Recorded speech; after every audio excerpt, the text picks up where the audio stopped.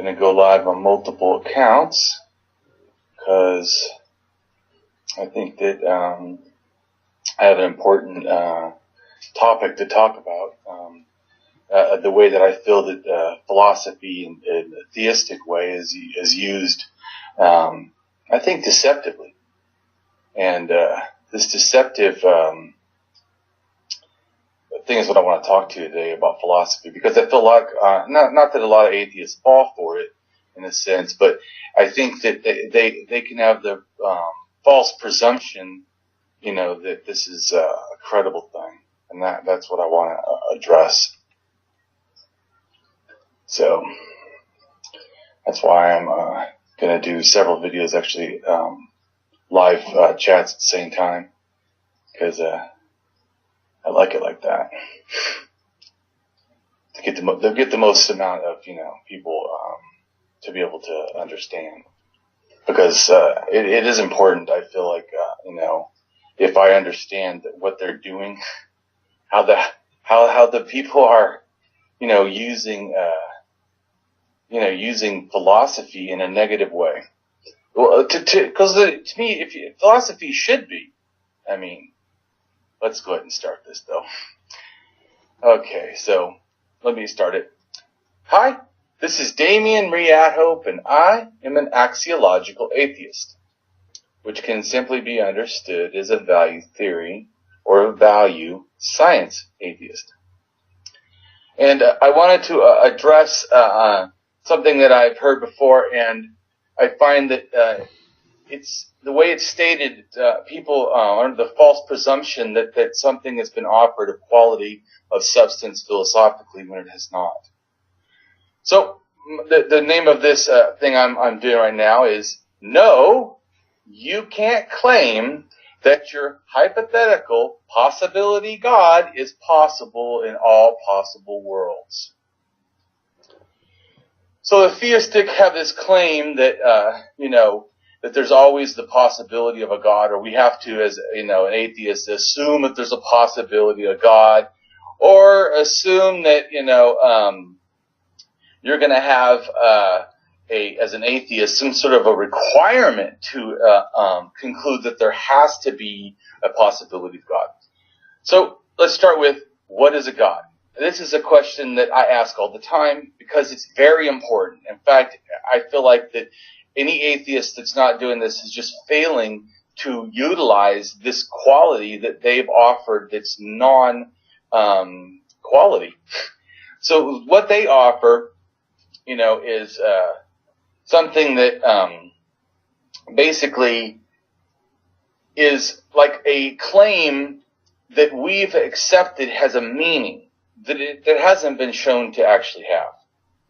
And that's to me is the most important thing, is that we should be focusing, on the fact that when we are offered something, even if we believe we know, like say if I said, I have a car, you don't go, well, I know what a car is. Well, of course we know what a car is, because we understand the reality of a car. Understand that if I just offer you the term car, do you know what I actually have at my house?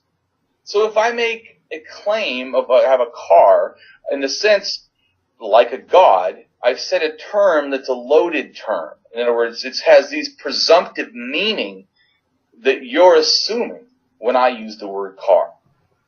Because I could actually mean that I have a car at home, and what I'm referring to is a model car. Or what I'm referring to is a go-kart. But that may or may not be a car. And how many wheels does a vehicle have to make it a car? Can we call a tricycle vehicle a car?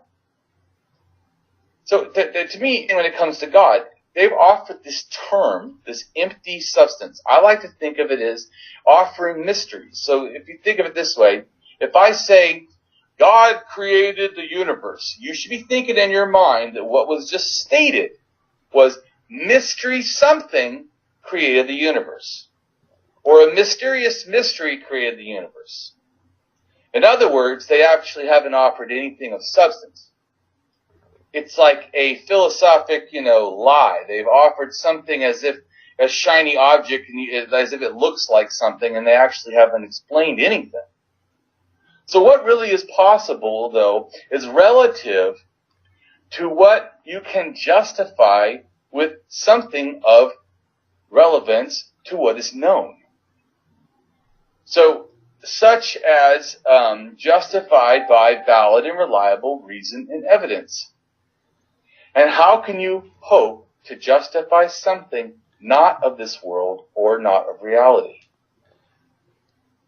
How could you even justify what its possibility could or could not be if you have nothing to relate it to?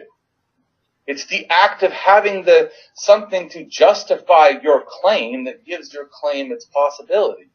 If I say that it's possible that there's, a person out there that likes me, when there's people out there, that's not a large jump, even if I personally had never heard from anyone.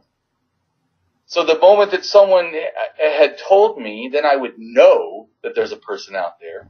But I could logically presume there might be, because I say enough ideas that it's possible, definitely, because of relevance connected to something else.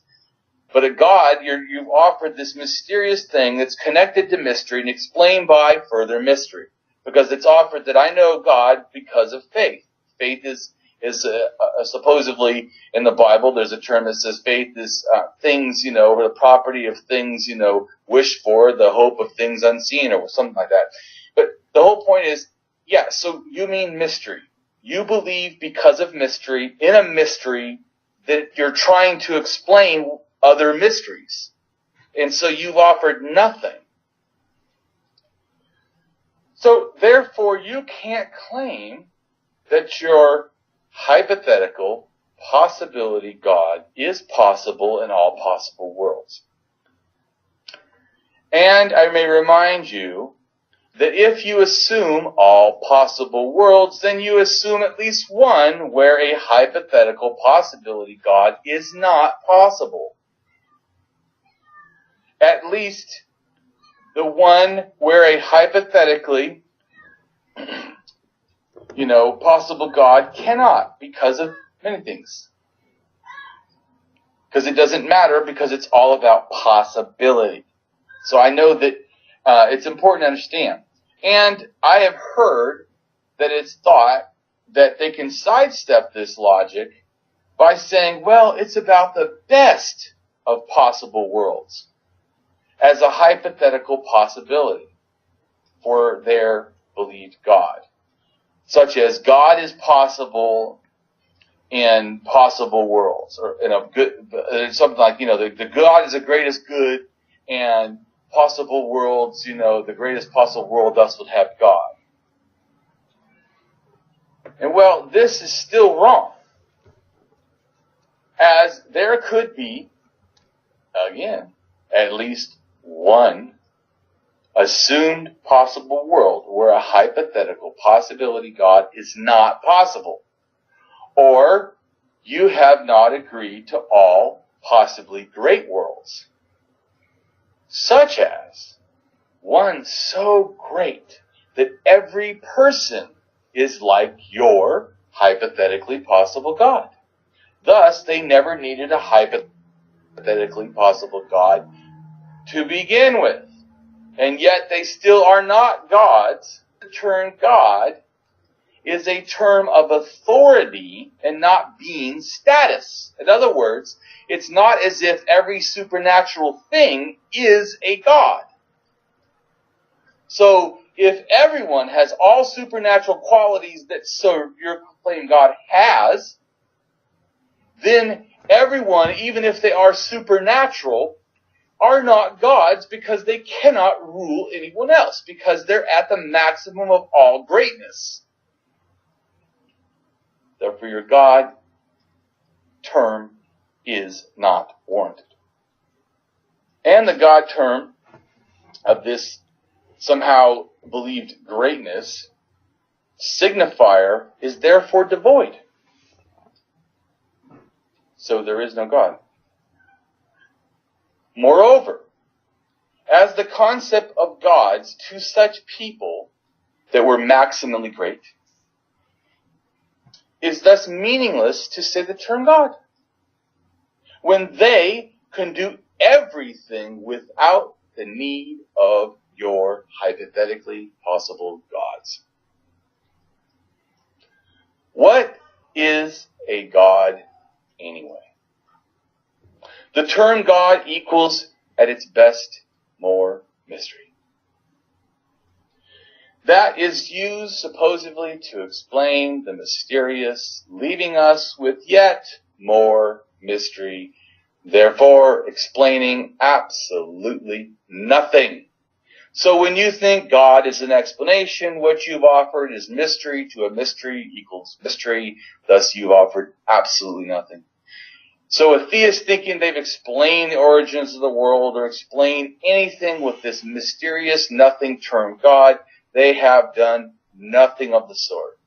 Thank you, and I appreciate you listening.